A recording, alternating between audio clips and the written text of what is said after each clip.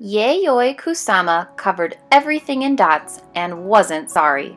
By Fausto Gilberti. My name is Yayoi. I am an artist and I'd like to tell you my story.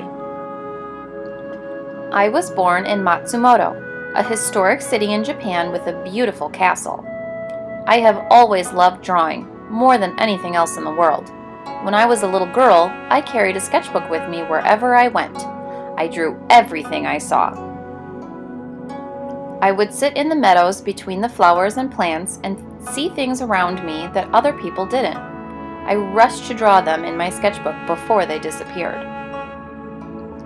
I used to dream of becoming a famous artist.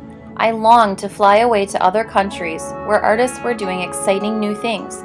So when I grew up, I decided to leave Japan.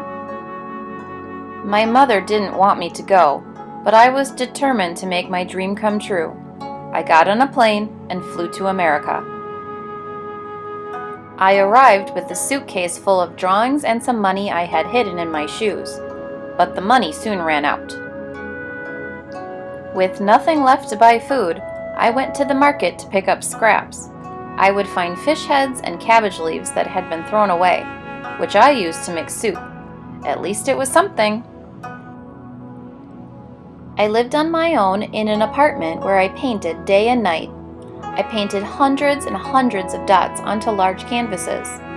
The dots often came off the pictures and ended up on my dress, table, and walls, but I wasn't sorry. Each dot was part of thousands of others.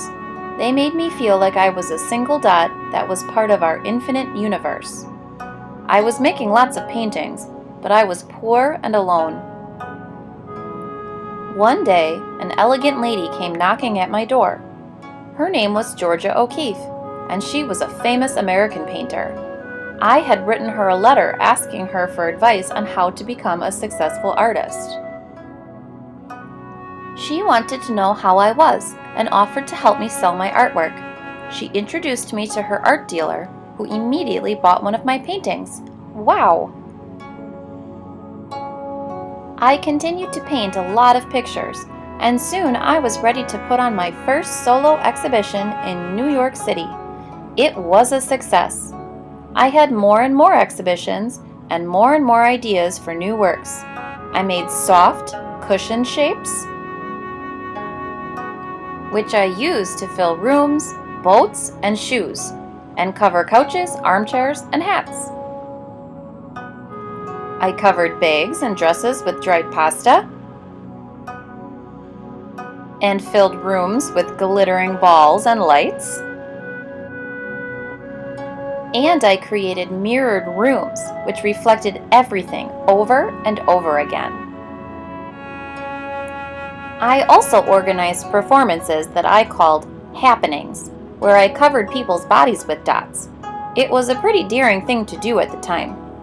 My art was starting to get noticed and written about in the newspapers, so I decided to try to change the world for the better. I held other happenings. I made films, I published a newspaper, and I created unusual party dresses. Some had big holes cut out of them, and others were made for two people to wear together.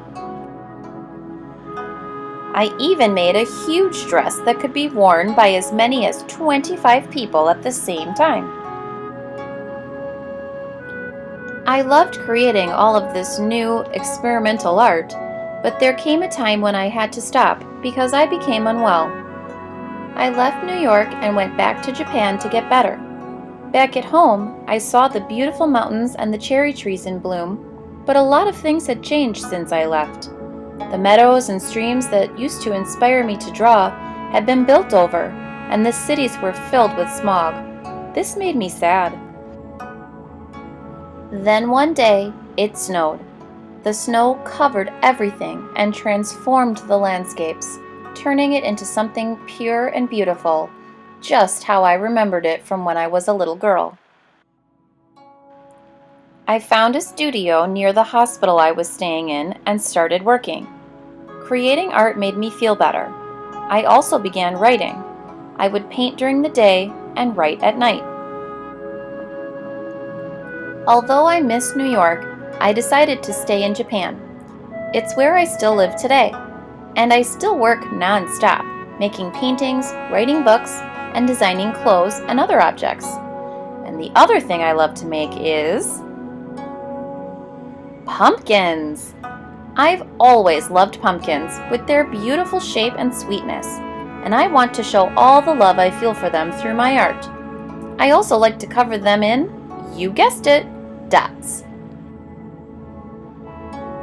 My artworks have become really famous, and you can now see them in many different art galleries and museums around the world.